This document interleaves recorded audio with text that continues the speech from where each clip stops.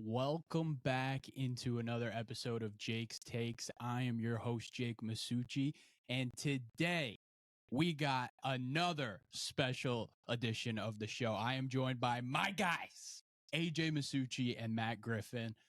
How are we doing, guys? The NBA playoffs, finishing the second round, really been unbelievable. Those series were incredible. Matt, talk about those series a little bit, man. Like unbelievable, dude. Uh, yeah, they were great. There's a lot of not close games, which was kind of unfortunate. So they were a great series, but in the way that like the 2016 Cavs Warriors was a great series. They had a great series in totality and following they created a lot of great storylines. The games themselves were not quite as consistently great as the series were, if that makes sense. But I mean, it's been fun. Like there have definitely been great games throughout the playoffs. And yeah, it's been awesome. A ton of fun. This is my favorite time of year. Yes, sir. Yes, sir. AJ, what were your reactions to the series? It was awesome. The Eastern Conference, I was just not a huge fan of watching the Pacers in the next series personally, or even the Cavs and Celtics. But both West series made it worth it. Because every game, like you didn't even know what to expect because it seemed to switch on and off so much. But like Matt said, there wasn't a lot of great individual games. We got some in the Mavs Thunder series, but overall, like big picture wise, there's a lot of storylines going into each games, a lot of things to look for, a lot of adjustments, high level basketball being played in the West. So it was really cool to see, and it was a fun 2 weeks there, and I'm just looking forward to these upcoming next 2 weeks. Yeah, I mean, I think with the second round, and AJ and I kind of touched about it when we talked about first round. Um, like getting a series like Mavs Timberwolves in the second round was just awesome. It made the whole second round like feel really intense. Nuggets Timberwolves. Nuggets Timberwolves, Okay. my bad. Nuggets Timberwolves. It made the whole like kind of second round feel intense and feel like, okay, this is like the Western Conference Finals. This is like almost NBA Finals, determining like who would make it out of the West. That's what a lot of people thought with this Nuggets Timberwolves series. So talk to me about your guys' opinions on this series, Nuggets Timberwolves. It was really an incredible series. The Timberwolves ended up winning in 7 last night, which was an incredible game. So I'm going to start with Matt here. Matt, talk to me about your reaction with this Timberwolves Nuggets series. Well, I guess like first gut reaction is that I guess I'll start with I think that the Timberwolves won the series as opposed to like Denver losing it in a sense. I think that there's a decent chance that these are the two best teams. I don't think it's for sure or anything, and we'll talk about the series going forward later. But like that was two championship level basketball teams. It felt like the whole time we were watching the games. I think that Minnesota made it really hard on all of Denver's ball handlers, especially Jamal Murray. I think that he's just never really had to deal with ball pressure like that, or length like that, or athleticism like that. Like Anthony Edwards' defense on him yesterday completely flipped the game. It felt like, and it was a little bit of a war of attrition. Felt like the Nuggets were a little bit tired in the second half of Game 7, whereas the Timberwolves, it felt like their youth kind of carried them through. Like it didn't feel like Jaden McDaniels was tired or Anthony Edwards was tired. It felt like their tanks were full, and you couldn't say the same about Jokic. Like things were just coming a lot tougher for Denver than they would for Minnesota, which is not what I anticipated whatsoever, because I think the Nuggets have just been, when you talk about executing offense in like when you're kind of in the swamp a little bit, when you're in the dirt, it feels like the Nuggets are better than anybody at just executing their way out of it. And that wasn't the case this series. There was just too much athleticism, too many guys on like the Timberwolves made the big plays down the stretch to make the game yesterday through their athleticism, through their youth, and Denver just kind of couldn't keep up. Like Jokic, I think, had 4 rebounds in the second half. Like offensive rebounding completely flipped the game. The Nuggets dominated the boards in the first half. They couldn't get a rebound in the second half, and that's the way that the game went. Yeah. No, I agree 100%. Like the Timberwolves' athleticism throughout the series, feel like it just wore down the Nuggets. You could tell in that second half of the Game 7, the Nuggets were just dead. Like you were like, oh, they might make a comeback here. They're making a little push. And then right away, the Timberwolves would get an easy basket in transition. And it seemed like the Nuggets were just dead throughout it. So the athleticism really wore on the Nuggets. AJ, talk to me a little bit about your thoughts on the series. So going off what Matt said, like the Nuggets are all-time or are an all-time great offensive team, especially execution-wise. But the Timberwolves combination of athleticism, length, youth, and effort, it's just like it makes for an all-time great defense. And at the end of the day, they kind of just wore him out. Like they were forcing Jamal Murray to bring the ball up against pressure a lot of the games. And then like you saw it in that second half, in that fourth quarter when Karl Anthony Towns came in for an offensive rebound dunk. Yep. Naz Reid did the same thing. Like they just got killed on the offensive glass, and that's effort plays. Mm-hmm. That's just 100% effort plays. And then I also do think that, like, I agree with Matt where the Timberwolves won the series rather than the Nuggets lost it. But this is not the same Nuggets team that we saw play last year because Michael Porter Jr. was non-existent in this series. He was actually probably hurting them more than he helped them. Yeah. There's obviously no Bruce Brown from last year. Jamal Murray, his true shooting percentage this series was 48%. Mm-hmm. For context, league average is 55%. Yeah. Maybe even 56. It's somewhere in that. Higher, yeah, it's higher than 55 now. It's like 57 this year. So, like, he's significantly below average shooter, and I'm just guessing here, but I would guess his true shooting percentage is around 60. And that's a significant difference when you're taking 20 shots a game like he is. So it really felt like the only way that they could get baskets consistently was Jokic and doubling Jokic. And then another thing is that this was just like the dream matchup for the Timberwolves. Yeah. Like Rudy Gobert was able to take out Aaron Gordon of this series completely. I think he had 4 points yesterday. Mm-hmm. And KCP, I mean, he still did his thing sort of, but by the end, like he missed a couple of those box outs in that fourth quarter. Like he looked gassed. He looked like a 32-year-old guard. But credit to the Timberwolves. They had 6 guys that they could truly trust. Well, 7 really if you include Nickeil Alexander-Walker. But they had 7 guys that they could trust. The Nuggets had 4 in that series. So like at the end of the day, that kind of just made the difference. And their youth and athleticism really won them the game. And the old saying is not wrong where defense still could win the championship. Yeah, I think going into the playoffs, this Timberwolves team is like a top 10 defense all time relative to league average. So like, I think they're 6th or 7th. They're right next to the 0-4 distance. And if you look at that top 10, I would say 4 of those teams go on to win the championship. When the defense at that level, like it just kind of like you have so much room for error throughout the playoffs. And I think that the quickest way to describe it, why the Timberwolves won, I think that Timberwolves dictated the series. I think that the Nuggets weren't like they weren't playing Timberwolves basketball. The Nuggets weren't necessarily playing Nuggets basketball. I think that let's look at the 3-point attempts. You could shoot 10 threes in a game. That's not the game plan. Like I promise that's not the game plan. Game 1, the Nuggets had a bunch of catch and shoot. That's just not their game. It really felt like the Timberwolves dictated a lot of what the Nuggets did, and the Nuggets had to react to what the Timberwolves made them do. Like you saw Aaron Gordon initiating a ton of offense. The Nuggets don't want Aaron Gordon to initiate a ton of offense. It's a small win for the Timberwolves already. I think there's actually no Aaron Gordon's initiating.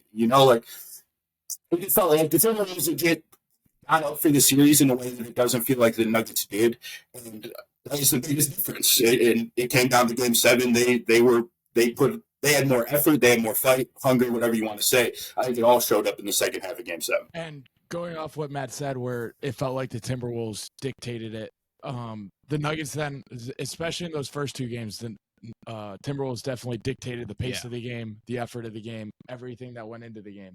And then Jokic decided to start taking over as a scorer, and they stopped doubling him for the most part. Yep.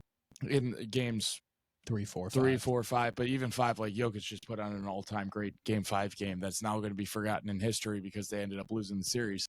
And then in Game 6, like they said, screw it. Jokic is not being us as a scorer. If you guys can make a high volume of threes, which we don't think you can. Mm-hmm. And when Michael Porter's off, like that's probably that obviously ended up being the right strategy. But it was a great game. There was a lot of back and forth. There was a lot of adjustments made in the series. Yeah. I still think Michael Malone is an all-time great coach. Like he is phenomenal. Being in the same place for 12 years, the players still respect him. Chris Finch and the interim guy did a great job. Mike Nori. Yes, they did a great job. That coaching staff did a great job. Our guy Joe Boylan did a great job. But it's just funny looking back at that Rudy Gobert trade now in hindsight, and everybody was making fun of them because the whole time the Timberwolves were just like, we gave up everything, but they we kept Jaden McDaniels. We kept Jaden McDaniels. They're all like, right. Cool. Like, who cares? And then he ends up being like a key difference he was awesome in a series to advance them to the conference finals in their first time in 20 years. So pretty cool story. It's a bummer now that the Pistons can't get Conley. Yeah. But that's a story for a different day, and I don't want to talk about Pistons basketball right now. Yeah, no, that's completely fair. And it kind of leads into where I wanted to go, which was talking Timberwolves big picture. Like, it's crazy to me what because Anthony Edwards is the clear leader of this team. And in at least my lifetime, and since I've been watching the NBA, you never really seen like a young star take the team to this heights before. With the Western Conference Finals, and yes, we're talking about it like they're the favorites with the Mavs. I feel like Trae Young could be close to that when he took his team to Eastern Conference Finals as a 23-year-old. Luka did it as well. But like going into those series, we didn't feel like they were the favorites. I feel like us thinking Timberwolves would be the favorites here, and like putting Edwards in this conversation now, like him being just an absolute superstar, it's just crazy to me. So talk to me about like Timberwolves big picture and what you both see from that. Well, it's happened a couple times in recent history. I can think off the top of my head, but this is different than those times. So recently, Jason Tatum's been in the Eastern Conference Finals, it seems like every year, but he wasn't necessarily like putting his team on his back. Yeah. At this age, he was more of just like a key starter for them. Yeah. And then they also were beating much weaker teams. They weren't defeating a healthy former reigning champion, Denver Nuggets with a 3-time MVP. Like, it's just a different level of player. But then we've seen it, like LeBron did it in 2007, and then D-Wade did it. D-Wade won it. Yeah. 2006, he won it. So that's but I wasn't watching. Yeah, we weren't like I was 6, so exactly. like it's not like I probably was watching some of the games, but I don't remember them. So like, but this is like very rare, for this to happen. And it's really like, and going forward, I mean, it just like I don't even want to think about the future because like we'll get into this later, but I don't think that they're going to win this next series. I think it's going to be great, but so I don't want to like look ahead of the Mavericks because like you can't look ahead of Luka Doncic in the Western Conference Finals, but what I'm saying is like they have a chance to do something really special, and anytime that you can make it this far, you have to take full advantage of it and go full throttle. For sure. Yeah, no, totally. I think you talk about the other teams and the young guys. It definitely doesn't like. It's not. Don't take it for granted. I think like if you're a Timberwolves fan, they're not. There's a decent chance that they're not here every year, and it's also going to take a commitment from ownership to live in like the second apron of the luxury tax to keep all these guys around. Like that's kind of a question mark. I don't know what's going on with their ownership, but we don't even know who's going to be their owner a year from now. But like, there's going to have to be a commitment to winning from the highest levels of the organization to sustain this. And going off that real quick, they're already in the second apron next year without re-signing Kyle Anderson and Monte Morris Alexander Walker. So they got a pretty big tax bill coming up soon. But all right, go ahead, Matt. Totally. And so a commitment to that is going to be important. I mean, that changes everything essentially because like if you move Karl Anthony Towns, it's just not quite the same core. It's probably not quite as good of a team. You can keep a lot of the core and you'll still be really, really good, but I mean, you're just simply not as talented. We saw how poor Karl Anthony Towns was just in this series, let alone what else he might do and how young he is. So the growth of players around Anthony Edwards is going to be important. The growth of Anthony Edwards, does he top out as like a top 2, top 3 player in the league is a question. And it seems like he probably has a really good chance to get to that level. But whether or not he does is still kind of up in the air. And that changes your trajectory entirely. Like it's the best. There's going to be a series where he's not the best player pretty consistently if he doesn't top out to being the top 2, top 3 guy. And going off of that, like you got rising, like the West is going to be a menace for years to come. Yes, you got the Spurs coming. With Luka already. You got the Memphis who are already there. Memphis should be back in the picture, you would think, but like, and you can even go down the list. Like the Pelicans are looking to make it. Yeah, there's depth to like the Rockets. Who knows? So, if you're a Timberwolves fan, like this is great, and you got to be thinking like if you're looking forward, you have to be thinking like this is now just a standard, right? But like in the Western Conference, like. It's and the Nuggets are like it's going to be a battle. And like I would assume that the Suns are going to be better with Devin Booker and Kevin Durant. Like we'll see what they end up doing, but I can't imagine them being much worse than this year. And obviously, like any healthy season, like that's a season that you have to really take a real swing at it because you don't know how many you're going to get. Just ask the Milwaukee Bucks, who have not been healthy since they won the title back in 2022. Yeah, and I mean Conley's not getting younger. Gobert is getting a little bit older. Like those two dudes are mega important. I think like Conley is as important as it gets as far for being like a fourth or fifth starter. You know, he was like you saw it looked like game 5 when he wasn't there. It was like that for a reason. In game 6, yeah. And like I think if you get slippage from Gobert, this whole thing looks really different too. So they have a great future. Like the next few years, there's no reason why their defense won't continue to be unbelievably good. But the West is just it's so tough to sustain success. I think in this current West. Yeah, and really the current NBA. Yeah, unless at least like if you're Boston, you can kind of write yourself down in the conference finals. You would think so for at least like this year and next year. You would assume. Yeah, so the Pistons are there. Exactly. Love it. Yeah, I mean the thing with this Timberwolves team is like the defense was just flat out incredible, and the one thing I think a lot of people were like a little concerned about was the offense. Like, can they take that next step? And I feel like Edwards becoming that just kind of let them take that next step. You know. So. I love Anthony Edwards. I'm not hating on him here. Okay. He was not like great this series. Like your typical superstar. Like he was really, really good on both offense and defense. But let's not blow this out of proportion. He was good.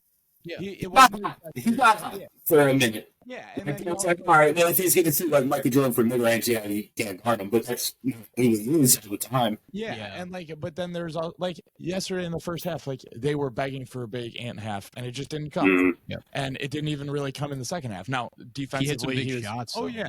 Like again, he was still really, really good. Yeah. But let's not blow this out of he's not a top 5 player still. He's a top 10 though. Yeah, he's and that's the thing. That's the thing with me. Like saying that is like going into the playoffs with the Timberwolves. I was like, okay, this team is a very, very elite defensive team, and I'm not sure where they are offensively. And that was part of the reason why I wasn't picking them far.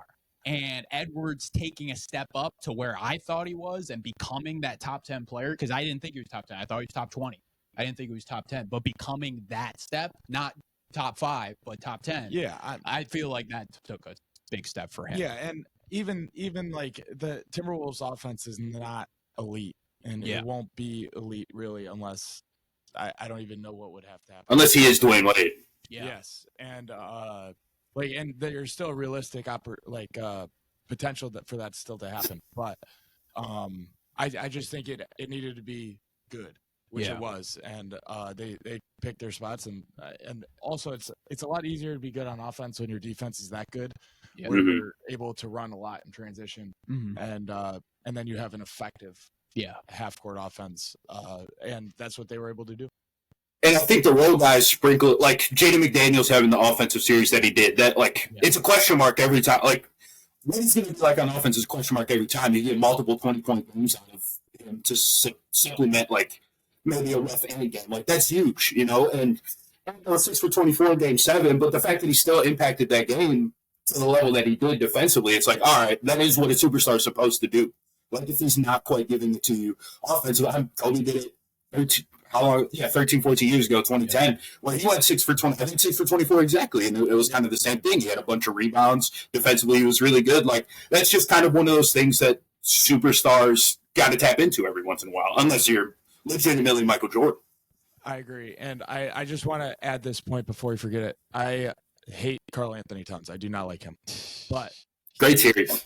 But credit to him, not just for playing up to his potential in this series, but also it's easy to forget that he was hurt like the last 2 months of the season, month and a half of the season, and he came back in better shape.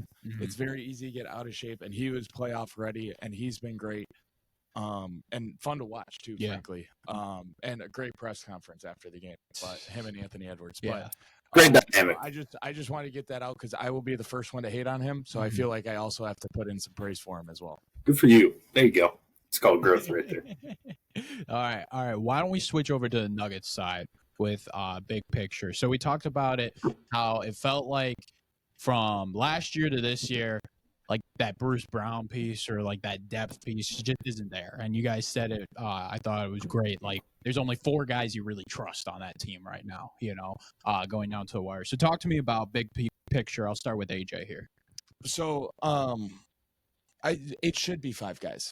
When you're paying Michael Porter Jr. $35 or $36 million a year, it should be him. But he just, like, when you're a shooter, like, sometimes your shot's not going to go in. And he just didn't find enough effective ways to affect the game in other avenues of the game. But and Aaron Gordon, like, I don't know, like, it's just a tough matchup for him. It's like not the series, but they have to play him. They don't have like another big wing that's ready yet. I don't think Peyton Watson would have made a huge difference in this series, but like he's kind of the archetype of player that like would be huge. And I think like in order to maximize their potential, like in a dream world, they would go get one more piece, like a 6-man type, is some guy that they can bring off the bench, re-sign KCP, and then hopefully rely on one of those young guys to take a step forward. And it could be Julian Strawther, who missed the entire postseason with injury. It could be Peyton Watson, but I just think they need to go get one guy and then one guy to internally develop of those young guys that they have in their pipeline.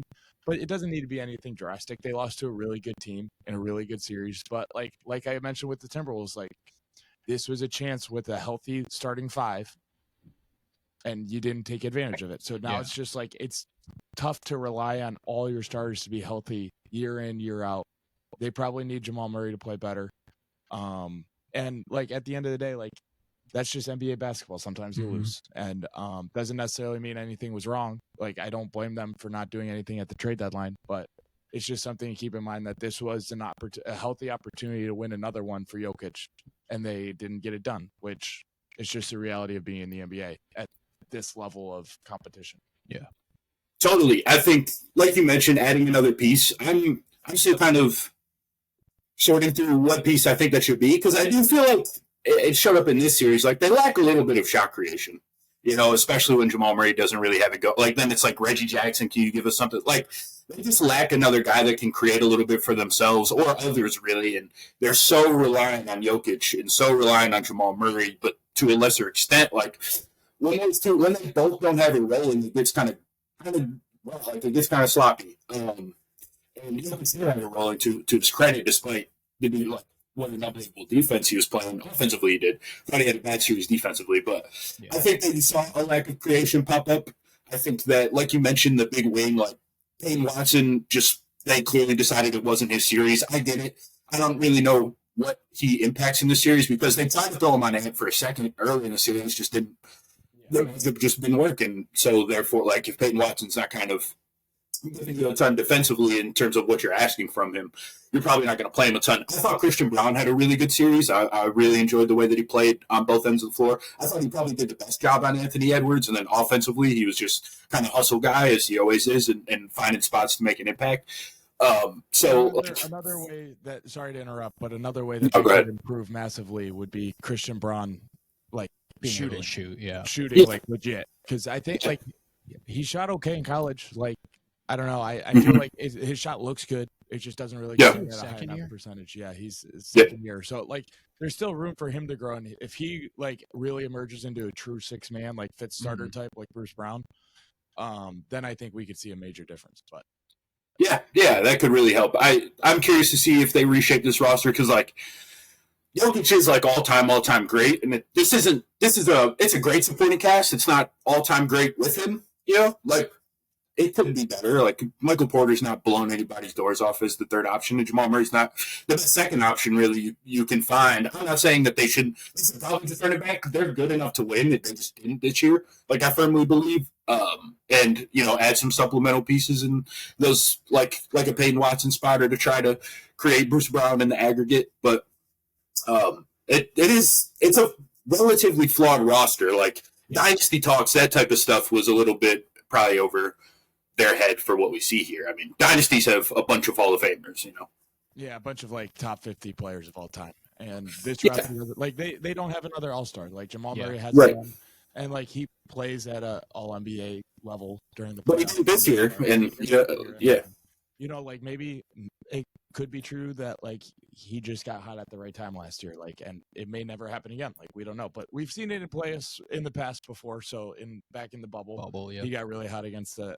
Utah Jazz team, but it's just like something to think about. I think they need like 2 more pieces, and whatever way that they decide to attack it, like I'll support, because even if they don't get those 2 more pieces, and like Jamal Murray just goes back to being Jamal Murray, and Michael Porter goes back to being Michael Porter, like they'd probably be my favorites next year too. So like, it's the way that it goes sometimes is like the play better adjustment's the best adjustment, and that might just be what they have to do. Yeah, totally. One thing I wanted to say with this series is going into it, I was very much on picking the Nuggets because I thought Jokic was the best player in the NBA, and was like, okay, if this guy's the best player in the NBA, even with a matchup like the Timberwolves, that's literally perfect for him.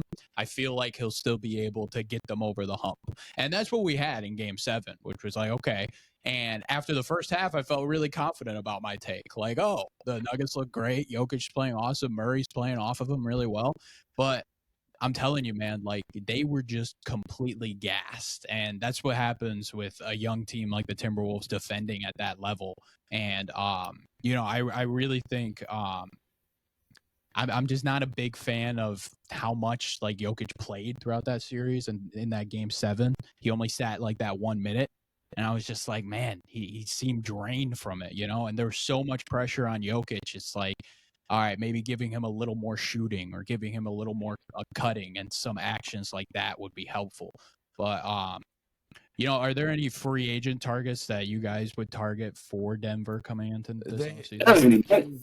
They have to have no money. They have to re-sign KCP, which will put him in the second apron. Okay. The best that they could do is a minimum. One name that came to mind, but he's way higher than the minimum, would be like a Buddy Hield type player, like a movement shooter. But I think that's just Julian Strawther.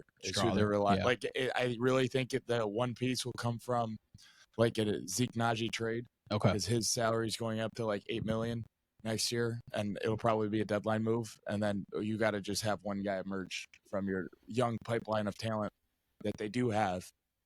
It's just not ready yet. And so first this year too, right? Potentially, it could be OKC's. Take a swing, I guess. Yeah. Yeah, exactly. I probably won't play, but next year. Unless he's Christian Braun. Yeah. Yeah. Who's this year's Christian Braun? That's what you got to figure out. It's probably your guy Isaiah Crawford. No, it's probably your guy Kansas, the 6'9" shooter. Furphy? No, Furphy's not like Christian Braun. He needs to bake a little bit. He needs to stay in the oven for a second. He's got to physically. I'll get there. We'll save that one for the draft. Yeah. All right. Sounds good. All right. Well, why don't we switch to the other Western Conference series? We got Mavs Thunder, and this one was awesome. Okay, it was awesome. Mavs ended up winning in 6, and I mean, I want to start with just talking about the series and the back and forth. So talk to me about just your guys' instant reactions. This time I'll start with Matt here. Instant reaction to the series. Well, okay, so I think instant reaction, I think that we learned a lot. One, I think Shea, like, playoff questions with Shea are not necessary. Like, he translates just fine. He's the same player. The mid-range scoring in this series was, like, unbelievable. Even when, like, Dallas honestly did a great job closing off driving lanes, I thought, and providing help at the rim, like a phenomenal job. And it just didn't really matter a whole lot because Shea was just making shots anyway. Did he get blinders a little bit? Yes. I think that you saw some of the passing works where he's not quite like the high-level A-tier playmaker that other guys are. You saw those flash themselves a little bit, but, I mean, part of that was also that not all of the Thunder were quite ready. I thought it was, offensively, Lou Dort, bad series. Dallas did a really good job of turning him from a shooter into a dribbler, and you really don't want Lou Dort dribbling. Him taking catch-and-shoot threes is one thing. Like, you can live with that, but if you can make him dribble, like, you've got a good defensive possession. They did a really good job of that, I thought. So, like, there were always help points on the floor for OKC. I think that they definitely have fat to cut out of the lineup, it feels like. Like, they could get a lot better. As much as I think that everybody was like, wow, all these players are better than we kind of thought that they were heading into the season. They still have a ways to go. I'm not a huge subscriber to they need, like, a Andre Drummond thing. I think that they're good at what they do. Like, they've got their own philosophy, and it works. They just don't quite have all the talent in the world yet. But Shea was really good. J-Dub had a rough series, but that just happens to young guys a lot of times, especially in like the J-Dub zone, kind of where he's like, you can tell he's ascending to being like a super, not a superstar, but an all-star. He's just not quite there yet. He's sort of like in the fluctuating zone, and this type of series happens to that type of guy a lot. I thought both teams defensively. I was impressed with a bunch of guys on both teams, but ultimately, like Game 6, Game 7, or Game 5, Game 6, like Luka turned back into Luka, and that was enough. Yeah. What stands out from the OKC perspective was that they have 3.5 guys that they can really trust, like not be a part of a rotation because they got like 8 of those guys, but really trust to be in a closing lineup. And Lou Dort is going to need to get better, either as a shooter and a dribbler. Chet, I think, to really maximize his ceiling, will need to shoot it better than he has. And then Jalen Williams had a rough series, and that's okay. He's a second-year player. So he was passive. That was the thing that I didn't like about J-Dub's series. He was really passive. And like Isaiah Joe, like just came in. He didn't really make an impact. Casey Wallace was good, I thought. Yeah. Like he's awesome. OKC and then Josh Giddey, like it's probably time for him to go. And with what Matt was saying, like their whole offensive structure is based off of being 5 out for 80 or for 48 minutes. And so adding a center, like that's just going to take away from that more than it would actually be a positive. Yeah. So that was kind of my thing, is that they need to find one more starter that can legit start, and probably a big wing that can play the 4 and probably help Chet out with the rebounds. And maybe that guy's PJ Washington. Would have been nice if they could have traded for him, but whatever. But great season for OKC. Shea is awesome. He's a legit top 5 guy. That he checked that box definitely. He was effective both offensively and defensively, which is very impressive.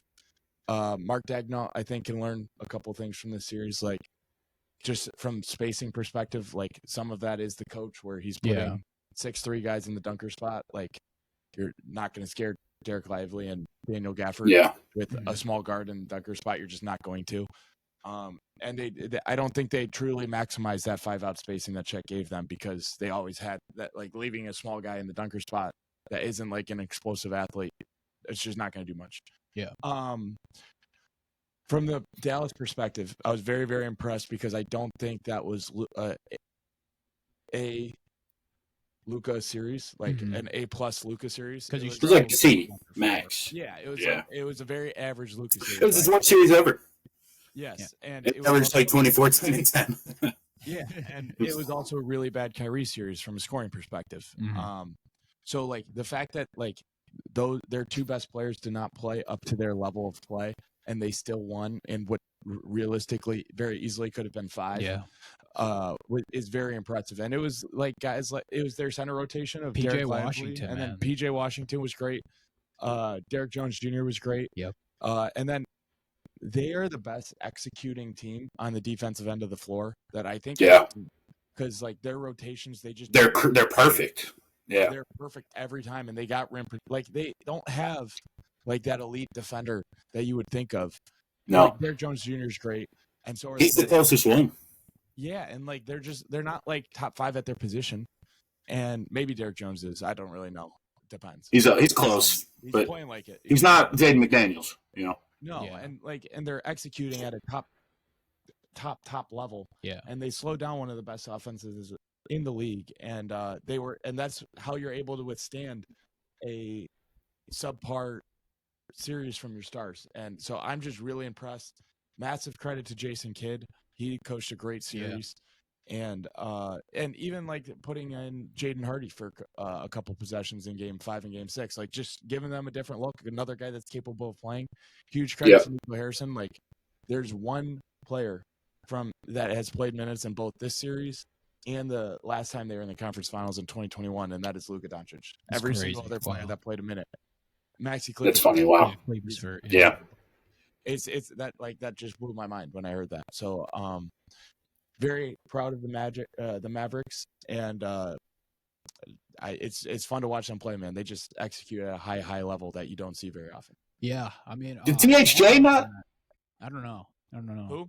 THJ. THJ? He Okay. was the other one. Yeah, there's two. Sorry, it was Tim Hardaway and Luka. It was one outside of Luka. Okay. But like to add on to that, the Thunder strategy in game 1 through 3 at least was to make those shooters beat them. Make the others beat them. And they were leaving PJ Washington. They were leaving even Tim Hardaway Jr. at times and people like that can shoot. Josh Green in the corner and people like that. And it only hurt them when PJ Washington would hit his threes. He had the game where he had 6 threes. He had the I think game 3 he had like 7 threes also. So looking at that, like that's something Dagnall can learn from. Maybe start defending PJ Washington a little bit more when he starts hitting all those threes.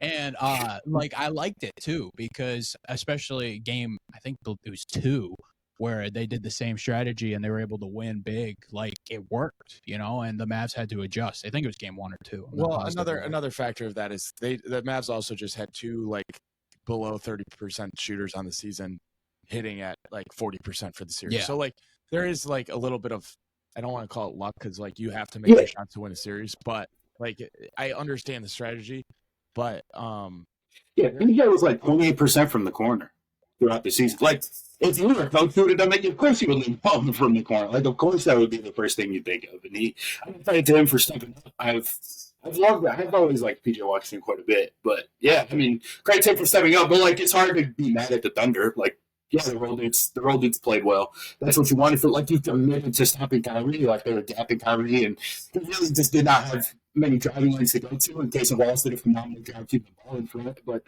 Kyrie still impacted the game. Like we're talking about with Anthony Edwards, Kyrie still impacted the game. I think that it was just a well played series for the Mavs given the situation. Like given hey, they didn't commit to stopping your 2 stars. You really built through your 2 stars. Your 2 stars really aren't going to, like, they are going to be stopped to an extent. Like, this is the worst series we'll ever see from Luka. Big part of that is injury, of course, but they pulled it out anyway. Kind of just tough for the Thunder. Like, you kind of just got to shrug your shoulders a little bit if you're the Thunder. They played well enough to win. It is what it is. And also going off that, like from an execution standpoint, like the Thunder role players did not do what the Mavs role players did. Yeah. Like the Mavs role players significantly outshined them. Yeah. Offensively and really defensively too. Like it was just like a high level of play from both teams, and both teams that I think are good enough to win a championship. Yeah. And so it was like a lot of people were saying that the other series was like the Western Conference Finals. Yeah. I disagree. Like I think either of these teams would give either one of those teams a run for their money. And question I'm for you too. I kind of thought with the defense that the Thunder did a good job throwing stuff at Luka and making it difficult for him, especially in games 1 through 4.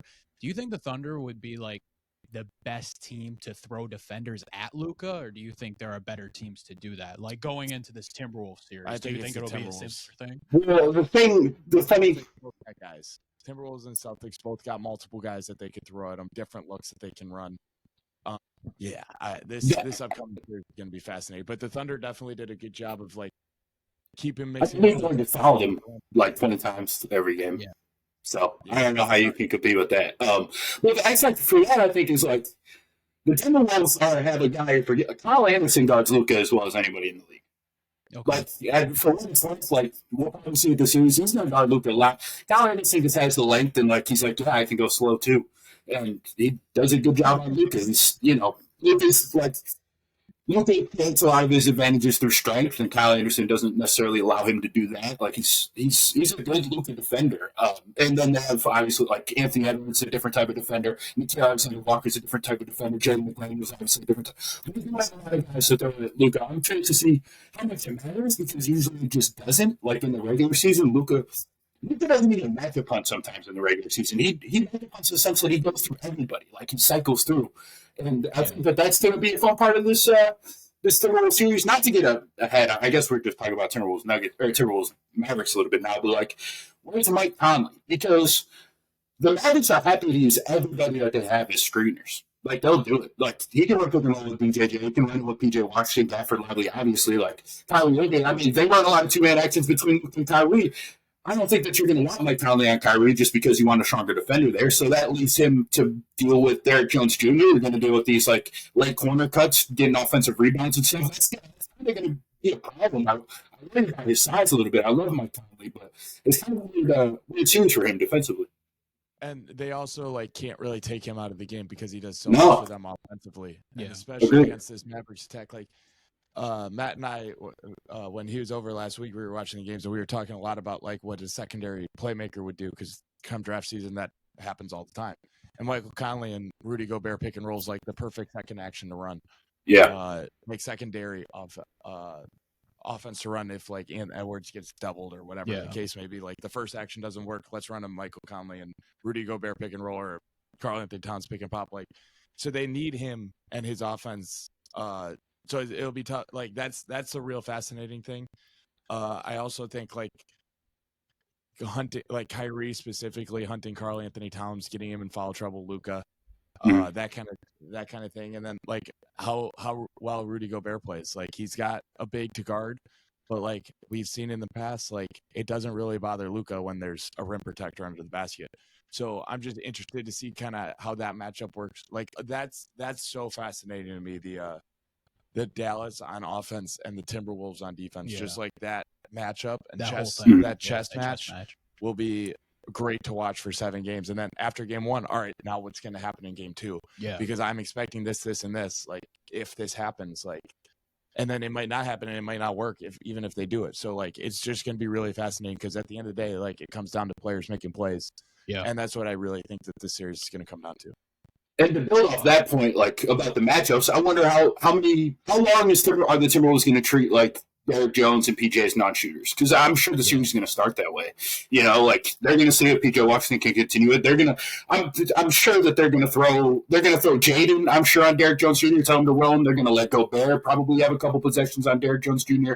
or PJ Washington. Like I'm curious to see what those matchups look like because Gobert's obviously mostly going to guard the center because you want him in the pick and roll. Like, so you want playing drop if you can help it. But I do wonder how often do they mix in, hey, let's let Gobert roam a little bit and try and throw this thing off because, yes, Gobert is obviously one of the best pick and roll defenders in the league and stuff, but, I mean, how many looks do you want to give Luka at just playing against a deep drop? Like, they're just giving him so much space to sort of run the show and lead the dance. Like, you can't do that every possession. And like going off that with another really fascinating thing to watch and look for in this series is the when Rudy Gobert is in the action on the pick and roll.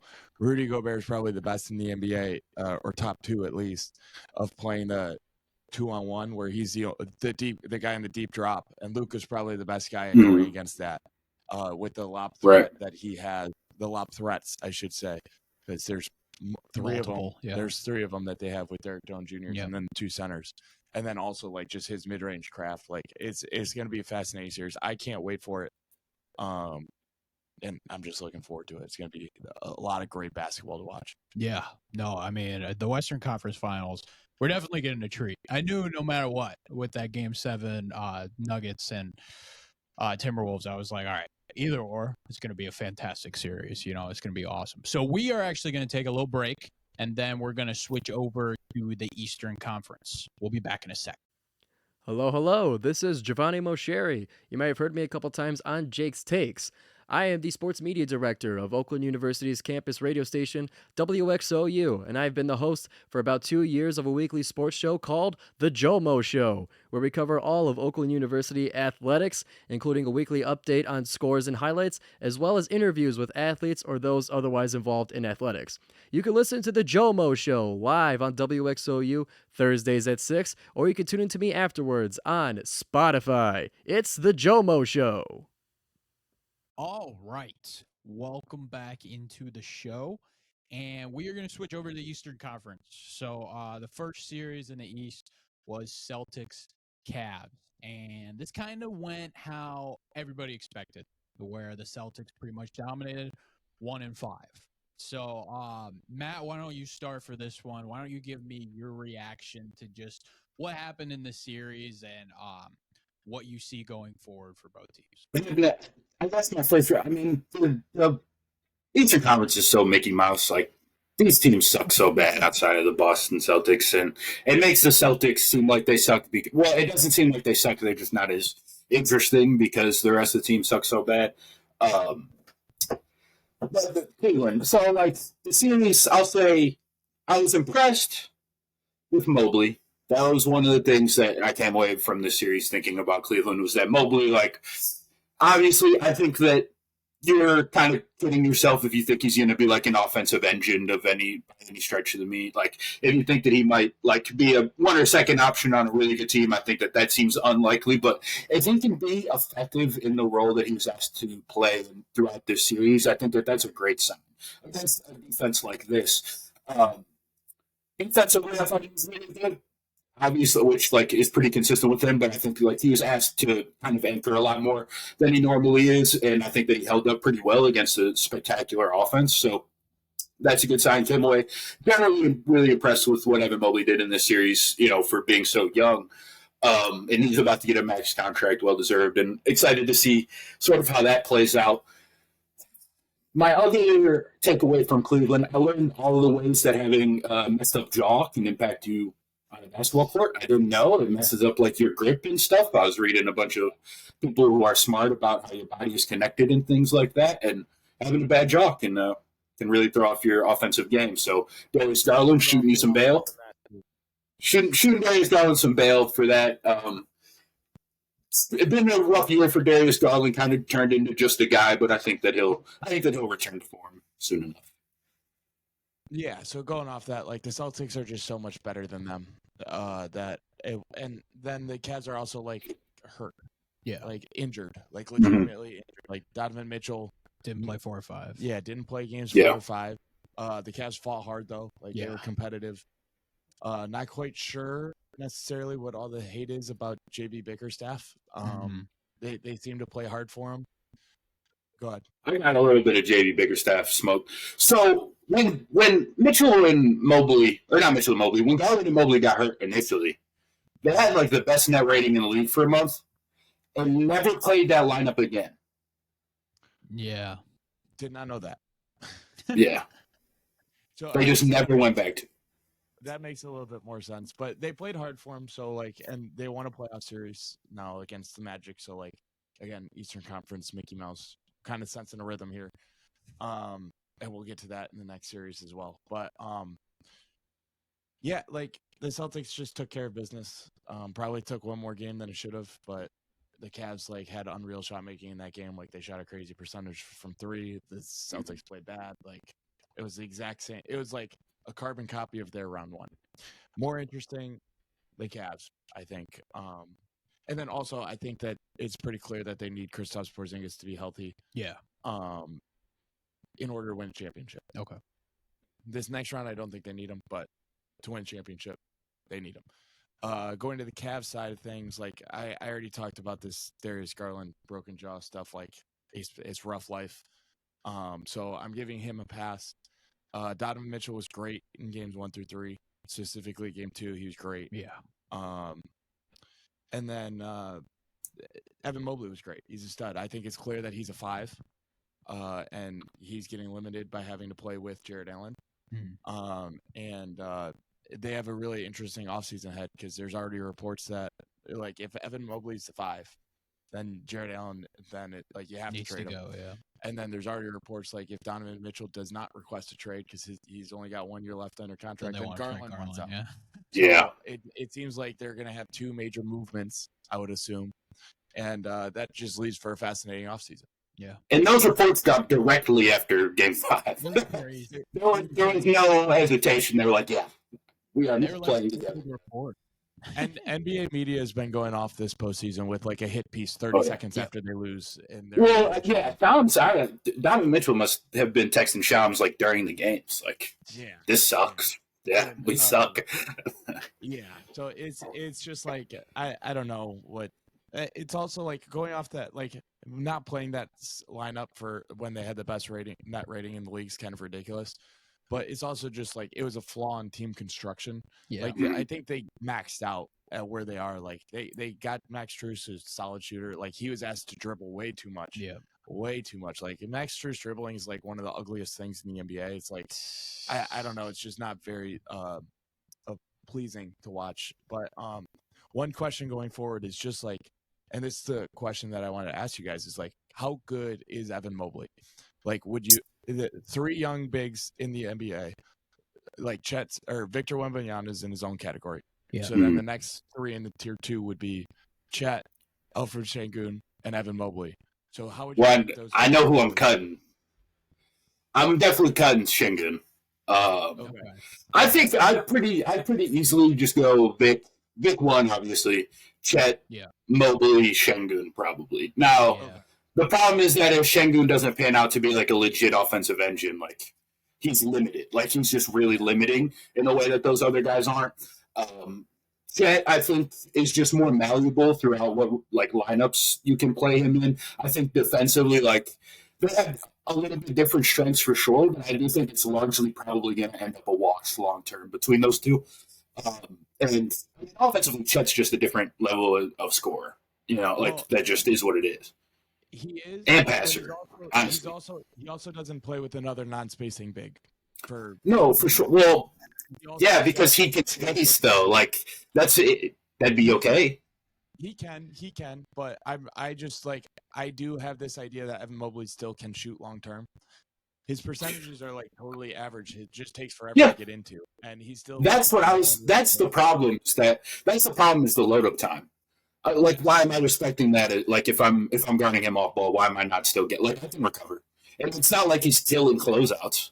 Yeah. So, like, Ted does, honestly, like, Ted's better at that, too. Like, that's the only concern I have with Mobley long term as a spacer. Or the biggest one I have is not necessarily that he can never make them, but just the load up time makes it so much easier to defend him. Like, in a playoff setting, it's hard for me to respect that. Yeah, no, and that's totally fair. I am in agreement with Matt. I would take Chet long term, but it's a lot closer for me than I think it is for Matt between those two. And then I only added Alfred Şengün in that conversation because Anthony said that he would easily take Alfred Şengün over Evan Mobley, and I just thought that was ludicrous. So I wanted to ask somebody that would watch a lot more Alfred Şengün than I would. Şengün's sweet. I just don't know, like. I'll have to see what it looks like in a more competitive environment first, probably. Like, because if he's not like a 1A engine defensively, it's hard to go 12-0 immediately after you get injured. Like, there might be something there. Maybe there. They started that run when he was still healthy. Okay, so they put like I don't know. Well, I'm just saying, like. You're right, but that's I guess part of my point is that like he's not a 1A right now. Obviously, offensively, like he's not a top level engine, and so defensively, like defensively, he's not going to do anything. Like he sucks at the 5. It just is, and you can't really. There's not really much you can do with it. Real quick Pistons talk now. 2021 redraft. Do your top 3. 2021. 2021's like K draft. Yep, K draft. One. I think I go Cade Mobley, Scotty Mobley, probably. Franz is close. Probably Cade, Scotty Mobley right now. And Şengün's in that class as well. I'm aware. Okay. I would go Cade, Mobley, Scotty. I think I would go Cade, Mobley, and then Franz. Scotty's sweet, man. Yeah, I don't know. I'm out. I also don't watch the Raptors. I think that's fair. I don't blame you for that. Yeah, I don't think I watched the Raptors after they traded. All right, that was just quick pitch. I just wanted to get some Pistons talk in there. But yeah, who else is in that? Who else is close? Oh, top of your head. It would be like Jalen Green, Trey Murphy, Jalen Suggs. That level. Yeah. And then was Jalen Johnson in that class? Yes. He'd be close, I think. Yeah. Or no, he was the next year. He was 2022. I don't know. Was it? Yeah, I think you're wrong. I think, I think he used 21. So yeah, he could get in that discussion as well, but like, I don't think quite at that level. But also Koprivica? I don't think so. So that was maybe Isaiah Livers. He would be another guy that could be in that conversation. But yeah, until he's healthy. Exactly. So going forward with the Cavs, I think this is a fascinating offseason. Like, what can you get for Darius Garland? would you be able to flip there? Because they're looking for win now players. Yeah. And those trades like really happen when it's a win now and win now. But like I know the Pelicans are going to be interested in both their guards and Jared Allen. Mm-hmm. So like that could be a little interesting. Brandon Ingram and something swap. Like a lot of teams are looking for point guards. You got the Magic and the Lakers, just to name two off the top of my head. Yep. San Antonio. And a lot of teams need like a little shakeup. So I'm interested to kind of see what that looks like, what this roster looks like at the start of 2024 and after the 2025 deadline. Yeah. I think some chance Jared Allen would be the best player traded this offseason, I think. It's not a bad take. Not a bad take. I think he's really, really good. Like, I think losing Jared Allen means like you're probably going to take a step back, generally. Because I think he's that good. I just think if they can get like a capable wing starter, which I don't know if they'll be able to, at least Brandon Ingram, come on down. Yeah, but I think that's more of a guard trade than it is a center trade for the Pelicans. Personally, I would I want Darius Garland to be on the Pelicans, but that's neither here nor there. But I just don't know what a trade would even look like because those trades just don't happen. We haven't seen them in a long, long time. They're going to struggle to get the best player in the trade. Is the rough part of it, especially in a Jared Allen trade for sure. But the Cavs offseason definitely might be one of the most interesting off seasons because there could be the most shakeup, which would be really cool. I've always believed in the Cavs because I really like their young people, and I was way too high on them last year, so they're always going to have a soft spot in my heart, wanting that team to win. I'm a big Mitchell guy, but let's talk about for context, real quick, listeners. Jake had the Cavs making the NBA Finals and they immediately lost in 5 games in like a blowout to the Knicks, and it was pretty rough. It was pretty rough. But 5 minutes for Sam Merrill, in my opinion. More minutes. He was starting when they went on their run. Oh, was he starting? He was definitely playing a lot when they went on their run. He was playing a decent amount. But Mitchell kind of corrected those playoff woes this year, playing a lot better in the playoffs. He's great. Year. And he's really good. He was awesome. All right, another related question for the Cavs, and then we'll move to the next series. I promise. Who do you think is better, Donovan Mitchell or Jamal Murray? Donovan Mitchell. I'd rather have Mitchell. Yeah. It's fascinating to think of like who that we. I think they're in different tiers. I would say. Really? Yeah. I think Mitchell's closer to I don't know. Jamal Murray plays with Nikola Jokic. It's like the best offensive player. He was also the second best player though on like a dominant NBA champion, which I know, but I think but they would have. I feel pretty confidently that they would have won without Mitchell too. Mitchell probably. Well, also Murray and Mitchell did go at each other in that bubble series, and Murray got the upper hand. But again, he's had Jokic, but still, that they're just fascinating scorers, both of them. I think Murray's limitations are really glossed over because he's with Jokic, at the very least. Yeah. As like an on-ball creator. Yeah, just like a decision maker, consistently getting to the rim. Like I think that there's more. Mitchell can just do more. Like he can just do more. I don't know. I barely see the case for Jamal, to be honest, other than the run that he had. But I mean, he would have just lost in the first round like Donovan Mitchell did in Utah if he had his own team. Yeah, I agree. So I just wanted to throw that out there. It's just something for context of actually how good Donovan Mitchell is because he is really my top 10 player, I think. I think that he's the kind of fan. If you're worse than him, you probably have to be a number 2 in a winning environment, and if you're better than him, you can be a number 1. I think is where I'm at. I feel like he would be top 15. I'll have to do a player ranking soon, and we'll come back to this topic when we do the NBA draft. No, that's a good one. Sounds good. All right, well, let's switch over to the other Eastern Conference series. Okay, Pacers Knicks, and this one was crazy. Pacers ended up winning in 7, and the Knicks, it seemed like everybody got injured. They just completely It was a year from hell for the Knicks. It really was because everybody went down over and over again, and this was a year for them to make the Eastern Conference Finals and make a run at it. So I'll start with Matt here. Matt, why don't you talk to me about your overall opinion on this series and just your reactions? Overall opinion on the series, yeah, it kind of turned into just like a war of attrition in a sense, to the point where the Knicks just didn't have the bodies, and it's like Alec Burks please carry us for 4 minutes. And it's like when you get to that point, in the second round of the playoffs, like you're kind of DOA, dead upon arrival. I'd say I would like the Knicks. This is an awesome Knicks team. Like this is one of my favorite teams, kind of ever, as far as teams that like aren't. I don't have any particular rooting interest for. I think like just everybody is super likable, and they all have the power of friendship, which makes them each better individually. It feels like, but they just did an unbelievable job of playing with each other. I think that they extracted every possible amount of like in playing like every possession possible they extracted, and it was awesome to watch. But once RG kind of went down, it was like, oh, you're missing. You just don't really have the juice on either end. Like you don't. You just kind of you're thrown up a little bit short in terms of playoff basketball, the level of talent that you have. And so when that injury happened, I kind of just I was like, if they win now, like toss it up in the air. I don't know what to say, but it like I can't anticipate a win when you lose this many bodies this late in the year.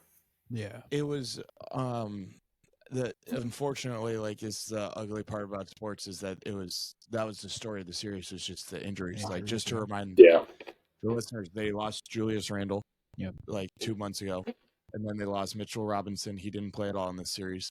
They lost Bojan Bogdanovic for the entire series, I believe, maybe after game one. I think it was the whole series, though. Whole series. Josh Hart was playing hurt. Yep. Jalen Brunson ended up breaking his hand in the fourth quarter of game 7.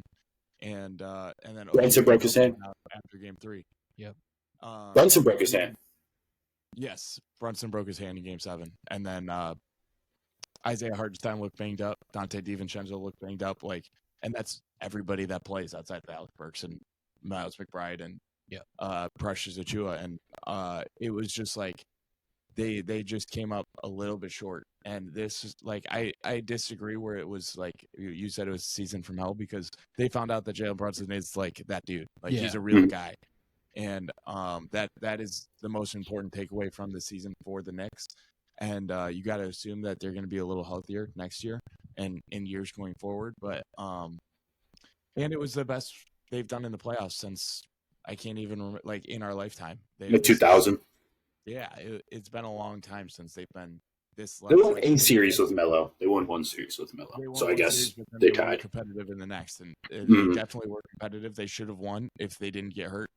And it also took like one of the craziest shooting performances in a game 7 we've ever seen from the Pacers, and credit the Pacers for that.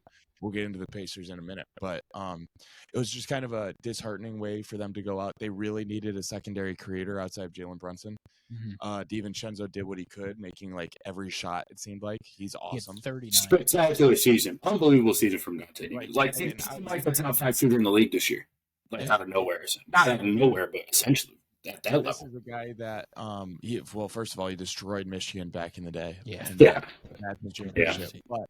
he's also a guy that could not get on the court consistently last year for the Golden State Warriors. Yep. So, and how much would Milwaukee pay for him right now? Like they would pay a ton to have him, and they kind of just traded him for Jay Crowder, I believe, and. It's just like it just kind of goes to show you that you never really know with these NBA guys, like who puts in the work. It really showed this year for Dante DiVincenzo. Really cool story. Seems like a great guy. He's fun to watch. Yeah. And I love this team. It's a bummer to see them go out this way. But like I said, that's kind of the ugly side of basketball. Sometimes is injuries happen and they dictate who makes it to Eastern Conference Finals. It's true. That's true. Yeah. All right, let's switch over to the Pacers. Okay, let's talk about the Pacers. Wait, for the Knicks, Isaiah Hartenstein, spectacular season, future Piston. If I had to pay anybody, it'd be Isaiah Hartenstein. He's so good. I think that his season this year just like solidified what people kind of always thought might be the case, is that like because he always like if you looked at his like per 36s or per possession stats, they're always phenomenal. This was the first year where he really got to start long term, and it's funny because the start of the season when he was the backup, I was like, oh, Hartenstein looks bad. Like, it looked bad for Hartenstein for a couple weeks, and then when Mitchell Robinson went down and Hartenstein was stuck in the starting lineup, like, he stepped up. He made their defense better. And offensively, I mean, he's just a more dynamic player than Robinson is offensively, just because he can steal outside of the restricted area, and he's a far better passer. So, like, that's a dude who's, like, really doesn't have any weaknesses. Like he's just a great starting center. I think that he played himself into like top, probably not a top 10 center, but like top 12, 13 range. He's gotta be Pretty, close to 10. Like I yeah. mentally in my head right now getting to like 7, and then I'm like, yeah, I don't know.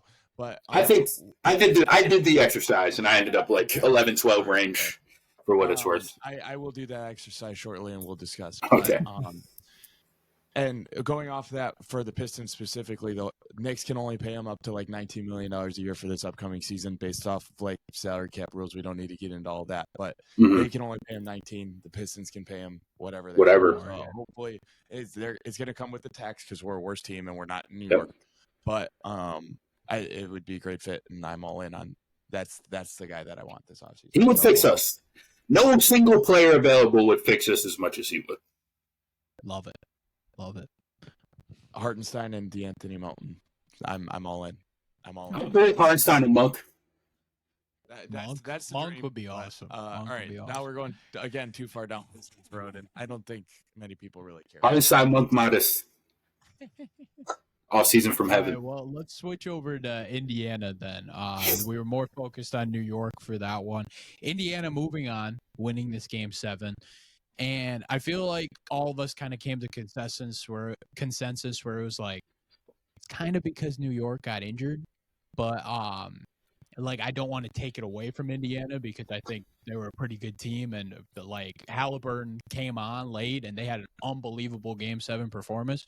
So talk to me about your guys' reactions for Indiana and them moving on. I will. First, I want to credit Indiana because it's not every day that you get to the Eastern Conference Finals, and credit to them for going for it and trading for Siakam. Because they gave him the 3 first-round picks. I assume they're going to re-sign him this offseason. But like, so credit for them for actually going for it. And then I think like it's pretty clear that they got lucky. They beat Bucks team without Giannis, and without Dame the last 2 games, and then they beat a banged-up Knicks team. But like, that's what you get for going for it. Sometimes you get lucky breaks. There are 2 more lucky breaks from winning the NBA Finals. Like, that's part of the benefit of going for it and actually just putting yourself in a competitive situation. It's really fun to see spurts of great Halliburton again. We talked a couple weeks ago when we talked about the series preview that he has not been very good. And he was pretty good for the most part this series. Like that Game 5 was one of the worst games the Superstars ever played, but it was a great series from Halliburton outside of that game, and it was fun to watch. Siakam has been way better than I thought he was. He's been a stud. It also helps when you get to go against like a 6'6" Josh Hart. It's the best guy that they can put on you. But and I'm very worried. But like with that all being said, like full credit to them. They deserve it. It's a huge accomplishment to be in the Final Four. I mean, they're facing a different animal than now in the next series, but they're great on offense and they make it work on defense. So that's really at the end of the day all you can come to. Aaron Nesmith has become a super fun player.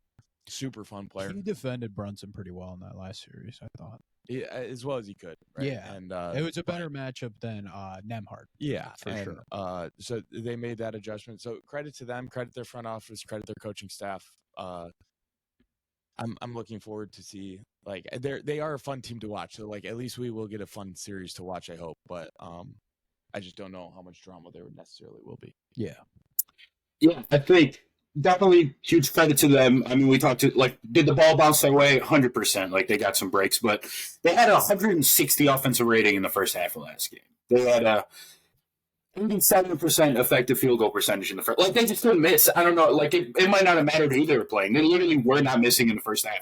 It was a Game 7 in Madison Square Garden, and they weren't phased whatsoever. So like I have to give them a ton of credit for that. Halliburton, I don't know if I leave the series feeling like way higher on him or lower on him. I do feel like he's a front runner. I do kind of think that. I don't think I found him more likable, but it's almost like he's so unlikable it might come back around. Like that's kind of where I'm at with Halliburton. I think that like he's playing the villain poorly, but like being a bad villain makes people mad still, so you're still a decent villain. And I think that's where Halliburton's at right now. So that's something that I've been following. But the Siakam trade was really good. I think them just sort of having that calming, like it felt like Siakam was a little bit of a calming force on offense at the posting, like just a guy they could just give the ball, and like he'll make a decent decision. He'll put some pressure on the rim.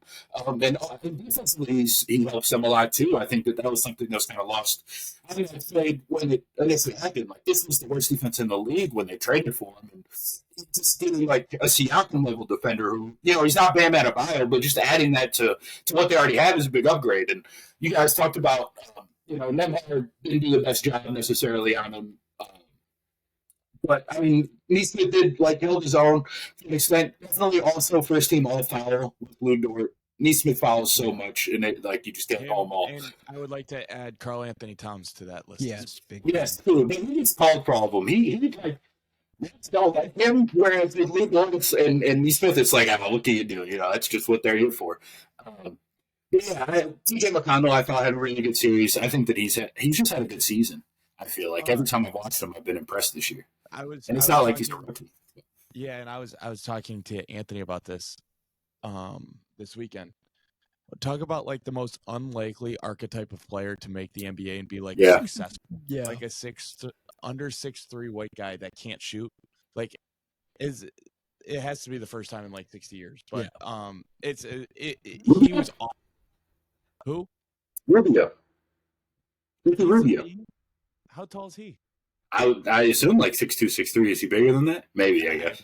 But it was just a funny comment. But they were awesome. They played good enough to win. And so credit to them for going all in on the season. Not necessarily all in. I think they still got one more move in them going forward. But that's the conversation for when they lose. And you never know what's going to happen. It's the playoffs. So you can't rule them out. But I'm penciling it in that the Celtics are going to beat them. We've got a couple guys, if you really, pencil in the Celtics. But I'm going to say, the Celtics or anybody, Indiana's early offense is going to be annoying to play against. That sucks. You have to deal with that. Yeah, and that's one thing that, it's not like they're going to just walk over and, let them right. destroy them.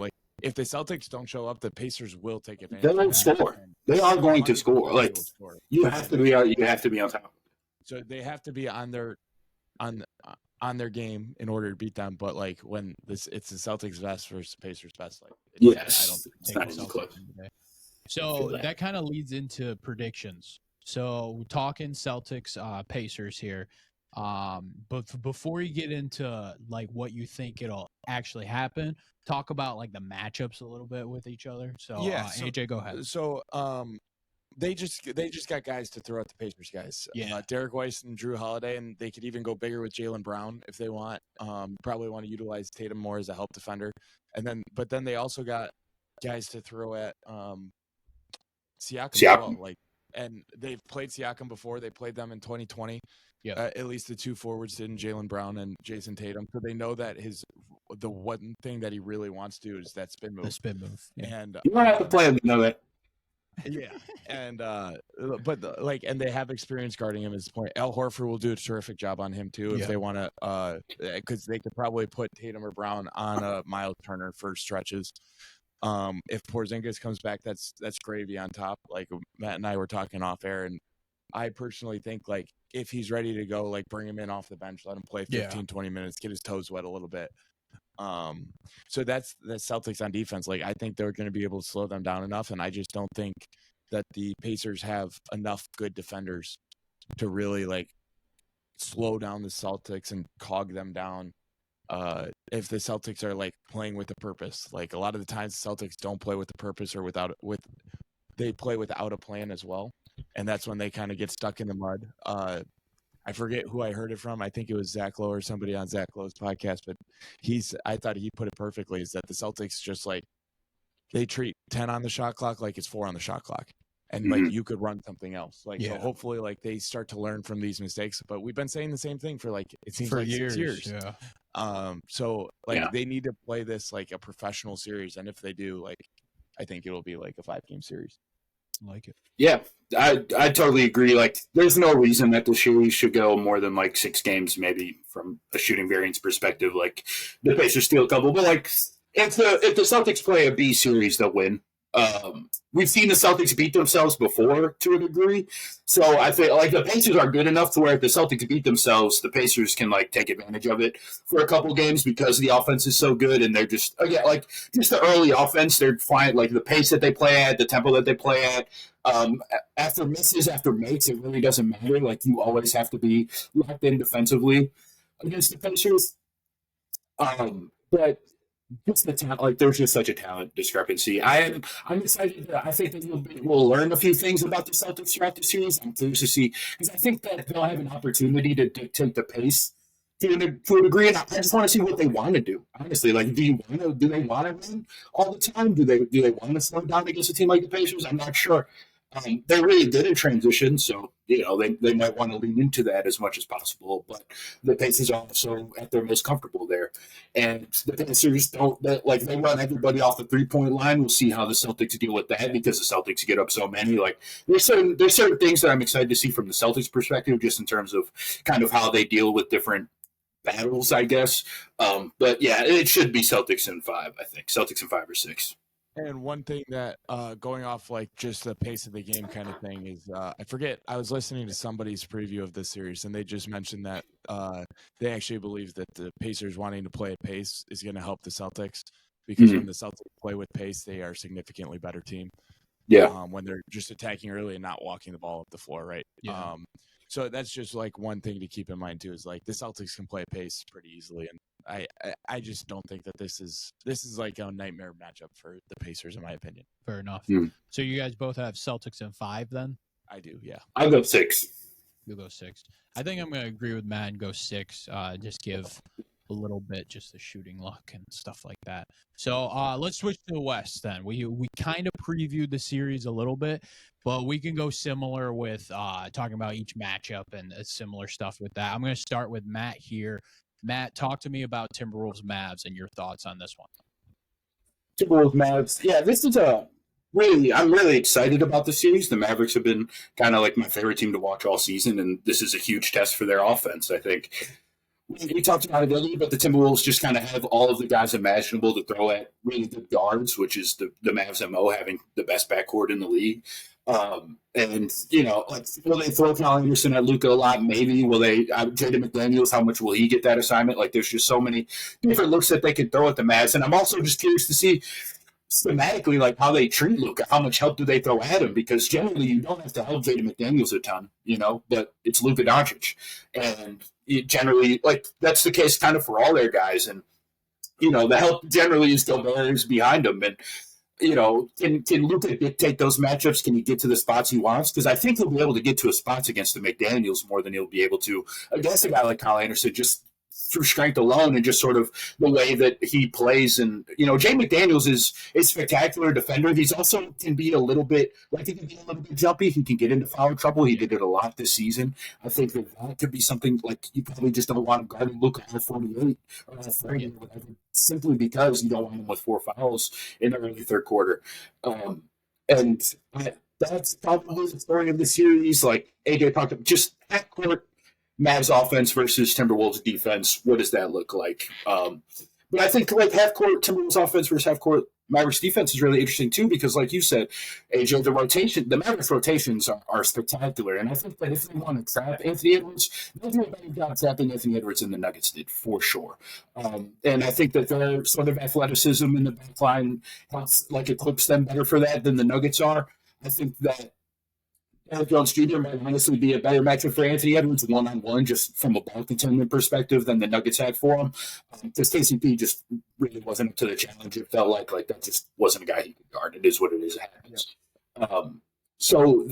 That's going to be really interesting. They have a little bit more of a presence at the rim. I think you saw the Mavericks kind of sell out to stop Shea at the rim last series. It didn't matter a ton, but will they deploy similar, help, like corner help responsibilities for Anthony Edwards? I'm curious to see, because they did try and turn him into a passer, and I think that Anthony Edwards has done a decent job when he's had to do that. But I would probably make him do it again and make him do it against, a different team and different athletes and with the windows closing a little bit faster than they might have in the Nuggets series. It's going to be really interesting. I think I'm going to go Mavs in 7.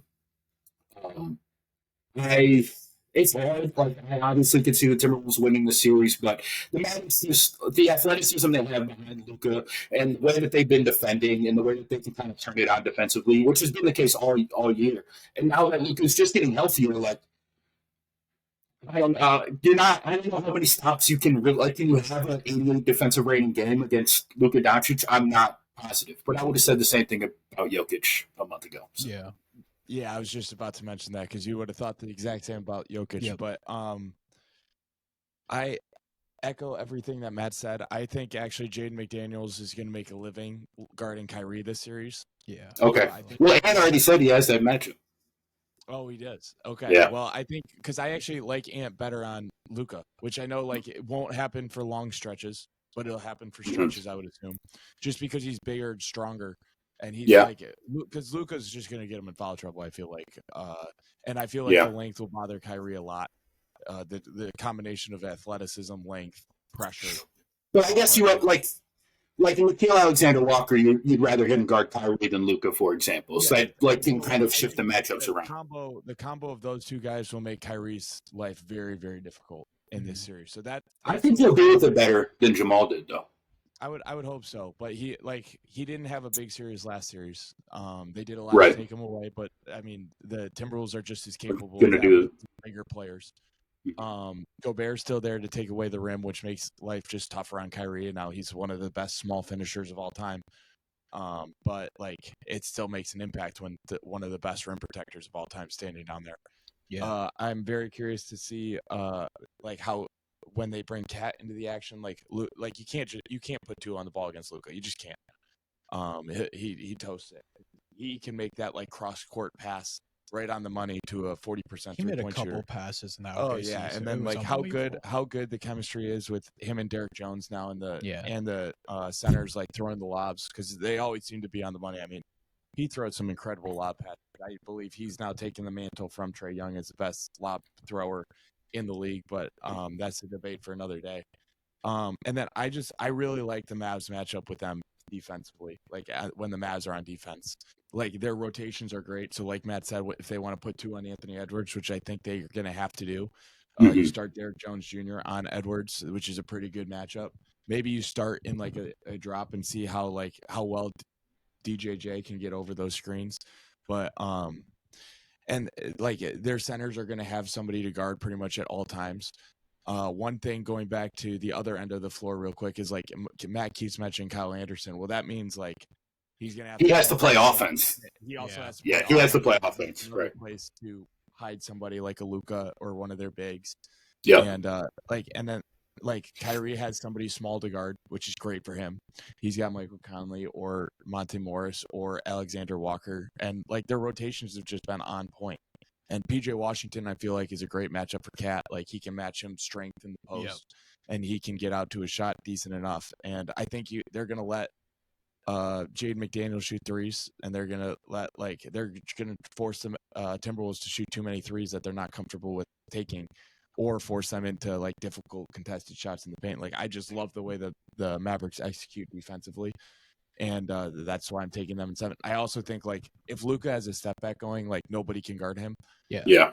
And he's looked pretty good from 3 the past couple games, so I would expect that to kind of keep going. I would hope, and I also think that he is going to have a easier time, not necessarily easier time, but he's going to be more effective.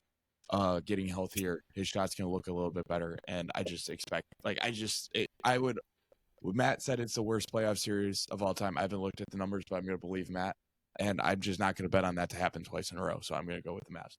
Yeah, I like it. Yeah, I also think like on the Luka point, I mean, Durant is as capable of guarding him as any. Like, I don't think that there's I don't think that this is a particularly tougher matchup than Dort was, just because other way like the strength that Dort can match Luka's strength to a degree, and I mean he fouls so much also. Like, it's kind of the blend of those two things that make it harder for Luka to get to a spot. And then I think the Conley thing I mentioned earlier in the pod is really important. Just like, because Conley's a good defender for what he is, for sure, but you have to keep him away from Luka because he's so small. You just have to. That's like a fire alarm double, triple. Right.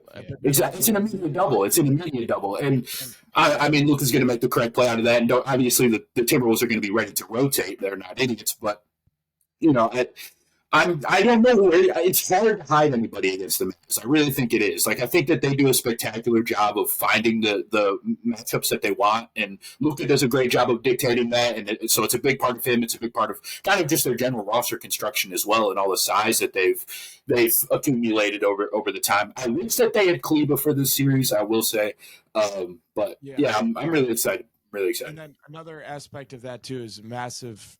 Well, one is that the Mavericks just overall size is like they're huge. Yeah. Like, they go 6'3" with Kyrie, and then 6'8", Yeah. 6'10", 6'11", and then 7 whatever as the centers. But also is just like it's also just great coaching from Jason Kidd and his staff.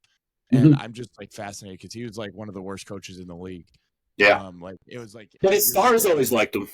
Yeah, but he had which I think is important. Running into him as the net so he could spill water and get a free timeout. Like that was hilarious.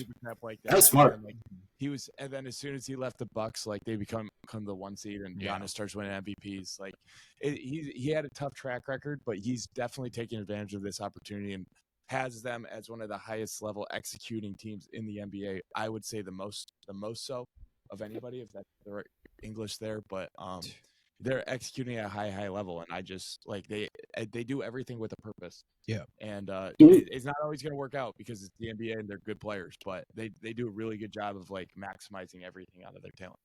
If you think if it seems like Ant is going to guard Kyrie, what would you do with Conley on defense? Just put him DJJ, I guess. Yeah, have him stick over there. But DJJ's a help point. Why is Conley the guy that you want to put on the help point? At this, but then you're putting him on P. Like I wouldn't mind. Yeah, there's not a great place to put him. I guess is the point that I'm making. Washington isn't like the worst thing in the world. Like you get crushed on the glass, but you're big too. Like you're gonna have Cat guarding DJ. Well, he just can put it on the floor. Like just putting a 6-foot guy on him. Like he's gonna sprinkle in drives against that. I think. Yeah. So I don't think you start Ant on Kyrie. I'm totally honest with you, but like it's. Like I just have a tough time with the matchups. It also kind of doesn't matter because both teams rotate so much. Yeah. I also think that's another reason to put 2 on the ball is that like with Luka, or even just running a drop coverage, like let Luka because if those guys beat you, you can live. Like the Thunder, I think can keep tight at night, saying PJ Washington hit 40% of the threes. He's never done that, and same with DJJ. Like you can live with that. You can't live with Luka dropping 45 every game. So Yeah, I have to see where they place. I think to see where they place DJJ, like when they're just kind of running like their spread pick and roll stuff. Like because last series, I think that they started him in the corner and then moved him like to the slot. It's not like more because then like the 45 cuts and stuff like that. Like that's where he excels more than like a PJ Washington. He's really good at the 45. He and Luka have that great chemistry. Great timing, and Luka always sees it. It seems like and. They're just a high executing team, man, and they're fun to watch. Yeah, for sure. So you guys both then have Mavs Celtics. Well, what about your selections? You want my picks? Okay, it's Jake's takes. Jake's takes. Yeah, it's not. I love it. So thank you. I gotta go Celtics. I said Celtics in 6, and then in the West, I'm actually gonna go Timberwolves in 7. And I just think defensively, the Timberwolves would be a little too much for Luka and Kyrie. And they can just throw so many different aspects at them defensively. And I think Gobert, I like what you said about Gobert making it really tough for Kyrie because you saw it with Chet on occasions in that Thunder series. Like he would make it really tough for Kyrie at the rim. And I feel like that's going to be huge. And I feel like it's going to lead to Luka almost having to do everything to beat them. Kind of like a situation where we saw with Jokic having to almost do everything to beat them. And you could see Luka, who struggled with shape things in the past and should just wear down, and I think that will happen. And I think the Timberwolves will be able to win that. One thing I forgot to point out that I thought was huge in the series, specifically game 1 and 2 and that first half of game 2, which was like the greatest defensive performance I think I've seen in an NBA game. But is that like their full court pressure really bothered Denver? I don't think it will bother Dallas at all. Like I think that would be like a non-story, and that kind of just takes an element out of their like a club out of the bag What per se, Denver but- did to combat that too is just have the bigs take it up Yeah, it was Aaron Gordon a lot, but It's still like you could argue that like club won them a game. yeah. Or like Yeah. at least like made it significantly easier. And I just don't think that's just another thing that just made me think of it. Yeah. Is the and so yeah, the ball pressure. that's another club out of the bag, and another reason why I'm going with Dallas. Within that, I wonder how the Celtics, because the Pacers brought that out a good amount too last series. Yeah. You know, picking up full court. I wonder how the Celtics will deal with that. I feel like they haven't seen it a ton. No, I think it'll be a big Drew series. I think he's going to be really important to. I don't think he's going to win anyway, but just like I think that how he fares in that series is kind of going to tell you a lot about the finals. And if Indiana gets, now you're making me rethink. I might go Celtics in 6 now, because if I'm just envisioning Jaylen Brown trying to bring up the ball against Yeah. Now Yeah. Talk about the last year. But, no, I'm still going to stick with my Celtics in 5, but that just made me think about it and it really made me question it for a second. So Mavs Celtics then. Talk to me about who you guys have. Matt, I'll start with you for this one. Mavs, Celtics. I mean, it's dumb. The Celtics are better. I'm going to pick the Mavs. I think whoever wins the West Series, I'll probably pick against the Celtics. First hand up, like I'm a little bit of a Celtics hater. I think I kind of just always have been. I've just never really liked the Celtics or rooted for them in series. Now, the Porzingis health thing is the biggest question mark to me. If Porzingis is 100%, I think the Celtics will win the championship. If he's 80% and like 80% Porzingis is tough because like the playoff like physicality and everything that sort of playoff basketball like is different about playoff basketball does not like Porzingis really has never proven that he really enjoys playing in that environment, and I think that the Mavericks would make it really tough on him. I think that the Timberwolves would make it tough on him as well, just from a physicality perspective, because like they'll probably make him beat them with like the mismatch hunting stuff, and he did a great job of it in the regular season. But again, playoff basketball is a little bit different. He can move him off the spot a little bit more.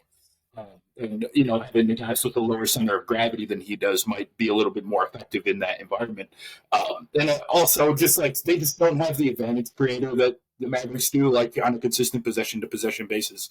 Kyrie back against Boston would be a really fun thing to follow. And Porzingis back against Dallas as well.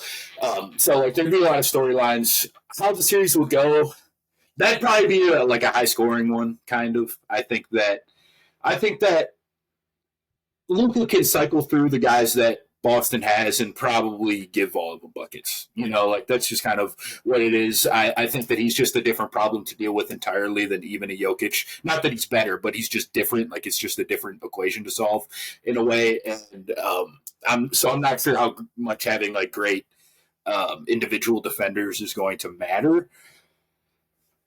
So I'll go Dallas over Boston. It's a little bit of like I want to see that happen though, more so than purely what I think is going to happen. But I still think it could happen. I will agree with Matt where I will be taking Dallas.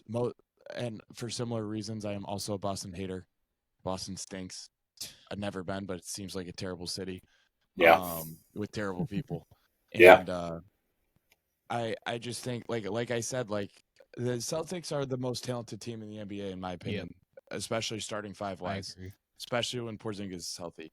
I'm not going to be willing to bet on Porzingis to stay healthy. Like that's just a bet that you lose over time, like almost 99 times out of 100, it seems like. And then also, like I said, like I have a hard time going against who would have the Mavs would have the best player and they execute at a higher level. Yeah. And then Boston has a severe weakness where they can kind of get bogged down and rely on Jason Tatum step back threes. Yep. And I think Dallas would be able to force them into shots that they don't want to take, right? Mm-hmm. And taking too many, they would do a good job of running them off the line and making the other guys beat them, or even making Jason Tatum's life terrible. So I just think that they kind of got the guys, and they execute at a high enough level. Now that'd be a heck of a run, like to beat OKC a gruesome 6-game series, than what I'm expecting to be a gruesome 7-game series, and then to go beat Boston. So that that's why I would probably favor Boston, but I'm gonna pick the Mavericks because I like them significantly more. Trust more. Yeah, and I trust Luka. At the end of the day, I was wrong with the Nuggets. I have I had them winning last time, so maybe I Yeah. shouldn't pick my favorite guys. But I'm willing to pick Luka and willing to be wrong with Luka as my guy. Yeah, Yeah. that's completely fair. It's completely I fair. agree. And at the end of the day, I love making the pick of people you trust, you know, and that's why I put the Nuggets this year with Jokic. And at this stage, that's why, like, the Timberwolves earned my trust with that series against the Nuggets. And that's why I'm putting my trust in them to beat the Celtics. Similar logic to what you guys have, where at the end of the day, the Celtics just get so stagnant. And you know, they're always so close, and I feel like they're the most talented team this year, but I just don't think that they have enough to close it out without Porzingis, or even with Porzingis at times. So Porzingis, it gets pretty it tough to gets see pretty teams dicey, stopping them. but like I still feel like if it's Minnesota, at least, like they'd be able to handle Porzingis pretty well. I get it. Porzingis, fantastic post player. He was one of the most efficient post scorers in the NBA this year. But the 5 out, if you're Minnesota, like they don't have any pressure points necessarily to hit the same way. But just envision this: Jaden McDaniels full court pressuring Jaylen Brown, trying to dribble with his left hand up the floor. No, you're right. I'm agreeing with you. I'm saying like if I would say like if Porzingis was there in the Dallas series, that's bad news for Dallas. I'm saying the Timberwolves defensively could handle the Celtics having all their guys. I will also say Horford has not been the same guy, I think, this playoff run that he was last playoff run at all. And so that's one pressure point. Like Luka can pick. Like that's a guy for Luka to pick consistently. I think we're in for like a great NBA Finals, regardless of who comes out of the West, and as long as the Celtics can stay healthy. Yeah, and especially if I will be I will be watching every single second. Yeah. I will be consuming every second of content about the NBA Finals, and I will be like in my head mentally thinking about the series like the whole 2 weeks, because like I'm very much looking forward to it. I think that we have 3 elite level teams left. Yep. And then a good team left. Yep. Who is probably like a competitive first round series team. Yeah, at their best. Yeah. But gosh, the East, man. The East has a fraudulent team. Well, I do think that the Celtics are at the level of these 4 teams that were in the Western Conference. We talked about this last time. Like those are the best 5 teams in the NBA. Yeah. And we just saw 2 fantastic series. I'm expecting another one in the West Finals and another one in the NBA Finals. So I'm very excited. We got a great 4 weeks of basketball left, and I'm very excited to see what happens. And then we can. Then it's draft time. And then it's Pistons dynasty talk. Yep. It's coming. It's just a matter of like, is it in 50 years, 20 years, 5 years, next year? Good draft pick. Well, next year, because we'll get Cooper Flag, and then the dynasty will start. Yeah, that'll be the guy. All right, well, thank you guys so much for joining the show. This has been a lot of fun, really going deep inside the NBA. Probably going to be an hour and a half podcast. Which I have inside the NBA, we didn't even. This is the last one. Yeah, these are the last ones. For Charles and Kenny and one more year. No, it would be next year. No, it's next year. Did NBC buy it? I think so. Yeah, I think. It must have been. Yeah. I thought for some reason. R.I.P. Man. Yeah, they've been there forever. I can't imagine basketball without that show. 15 too. Like, I mean, I guess we could come over and start playing some 2K15 and watch the halftime report. I'm into that. Yeah, I will say they. When I very first started, like, really getting into the NBA, where I was, like, watching more than the Pistons and, like, paying attention to all the teams in the league, and I always paid attention, I guess, but, like, actually watching games, like, on a relatively nightly basis, probably, like, middle school. Inside the NBA was part of what, like, I was always looking forward to Inside the NBA after the game. It's true. So that was, like, part of, I think, what got me to watching a ton of basketball in the first place. So, salute to them. Yeah, I mean, we grew up with it, right? And those guys have been there forever. They're hilarious. That's a bummer, but it and just the clips that will live on forever from that. Mm-hmm. Like, Chuck and the rivalry with the San Antonio girls. Like, there's so many different stories and moments from that show that are awesome. That are amazing. Awesome. And I don't know if they'll ever be able to recreate it unless in 4, but. It's a special group of guys. Ernie's not leaving. Like, it's already set in stone. Ernie's not leaving. So, they might not. I mean, Charles will be entertaining wherever he goes, but it won't be quite the same. Yeah, for sure. for sure. And Shaq just knows how to get them going. Too. Yeah. Shaq presses all the right buttons. It's a great show. So, Chip, But what'd you tell him, Chip? Yeah. All right, well, that is going to wrap up Jake's takes for today. Big thank you to Matt Griffin and AJ Massucci. thank you. And When are we doing draft? I need a draft pod date, Jake. draft pod I need date? at least a week. Give me a week. All right. A week of prep. No, I just need what week are we in? What do you think? Aiming for? Why don't we go right after these conference finals? We'll throw a Right after the conference finals. I have more time than I. Let me get. No, I've done research. Like I'm started with all the draft work stuff. I'm just saying, like during the conference, there's games every day during the conference finals, essentially, right? Because both series go every other day. Yeah, Is so that after not the conference finals? We're gonna after the conference final? All right. We're gonna have room for the NBA finals. Then. It's gonna be Okay. a $5 podcast.